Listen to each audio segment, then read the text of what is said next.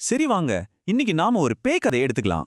ஒரு கதை எப்படி நம்மள பயமுறுத்துது, அதுக்குள்ள இருக்கிற சின்ன சின்ன விஷயங்கள் என்னென்னன்னு கொஞ்சம் பிரிச்சு மேலாம் வாங்க. நான் ஒரு மரத்துல யாரோ ஒருத்தரை பார்த்தேன். அது ஒரு பேயின்னு நினைச்சேன். சிம்பிளா இருக்கு இல்லையா?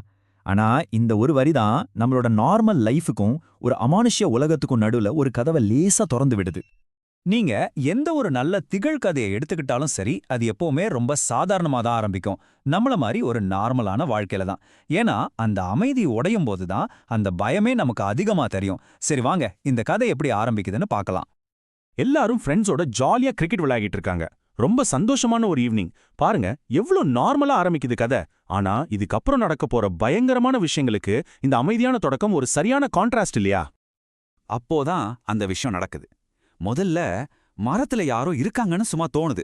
ஆனா அடுத்த செகண்ட் அது நம்மளையே முறைச்சு பாக்குதுன்னு தெரிய வரும்போது மனசுக்குள்ள ஒரு மாதிரி பதட்ட ஆரம்பிக்கும்ல. அதோட அந்த உருவம் கருப்பா இருக்கிறது அந்த மர்மத்தையும் பயத்தையும் இன்னும் டபுளாக்குது. ஓகே, இப்போ கதை அடுத்த லெவலுக்கு போகுது. முதல்ல தூரத்துல நின்னு பார்த்துட்டு இருந்த அந்த உருவம் இப்போ ஒரு பயங்கரமான உருமாற்றத்தோட நம்மள நெருங்கி வருது. அது என்ன மாற்றம்? வாங்க பார்க்கலாம். யோசிச்சு பாருங்க, அந்த பேய்க்கு முகமே இல்லையா? அது மனுஷனே இல்லைங்கிறத இந்த ஒரு டீட்டெயில் கன்ஃபார்ம் பண்ணிடுது.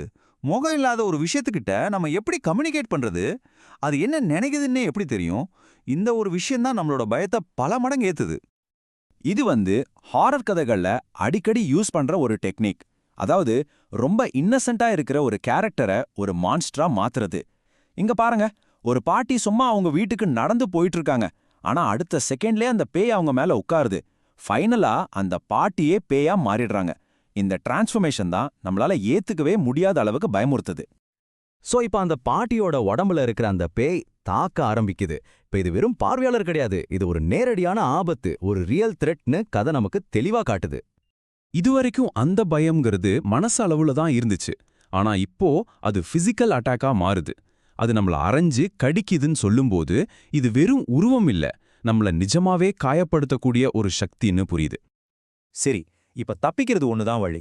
ஒரு கிளாசிக் சேசிங் சீன் மூலியமா கதை எப்படி நம்மளோட டென்ஷனை உச்சத்துக்கு கொண்டு போகுதுன்னு பார்க்கலாம் வாங்க. டைம் பாருங்க, ராத்திரி 1:24, நடு ராத்திரி. ஊரே தூங்கிட்டு இருக்கு. உதவிக்கு கத்துனா கூட கேட்க ஆள் இல்ல.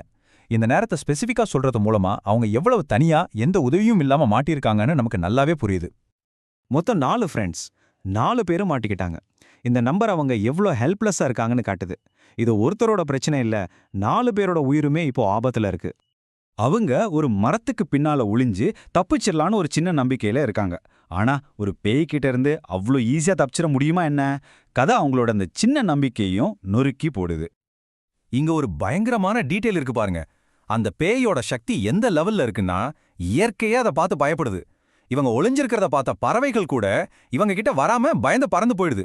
யோசிச்சு பாருங்க, இந்த ஒரு சீன் போதும் அந்த பேயோட அமானுஷ்ய சக்தி எவ்வளவு பவர்ஃபுல்னு புரிஞ்சுக்க. ஓடி ஓடி களைச்சு போனதுக்கு அப்புறம் சரி இனிமே எதிர்த்து நின்னுதான் ஆகணும்னு ஒரு முடிவுக்கு வராங்க. அவங்க ஒரு தீர்வுக்காக போற இடம் ஒரு பழமையான ஒரு ஆன்மீக சக்தி கிட்ட. ஒரு பழங்கால பரிகாரம் அவங்கள காப்பாத்துமா? பார்க்கலாம். இங்க பாத்தீங்கன்னா ஒரு கிளாசிக் ஹீரோவோட ஜர்னி மாதிரியே இருக்கு.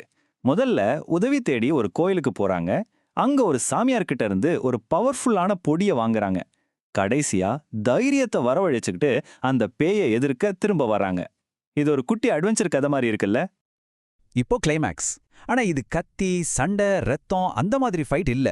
4 ரோடு சந்திக்கிற ஒரு முக்கியமான இடத்துல முழு நம்பிக்கையோட ஒரு சடங்கு மாதிரி செய்றாங்க. சோ இது வெறும் பிசிக்கல் ஃபைட் கிடையாது. இது நம்பிக்கைக்கும் அமானுஷ்யத்துக்கும் நடக்கிற ஒரு யுத்தம். நல்ல வேலையா அந்த பொடி வேலை செய்யுது. ஆனா இங்க ஒரு முக்கியமான விஷயத்த நம்ம நோட் பண்ணணும். அந்த பேய் அழியல, அது சும்மா தூரமா ஓடி போயிருக்கு, அவ்வளவுதான். அப்படின்னா அது திரும்பவும் வருமா? ஒரு மான்ஸ்டர் தோத்து ஓடிட்டா அதோட கதை முடிஞ்சிடுச்சுன்னு அர்த்தமா? இல்ல இது ஒரு சின்ன பிரேக் மட்டும்தானா?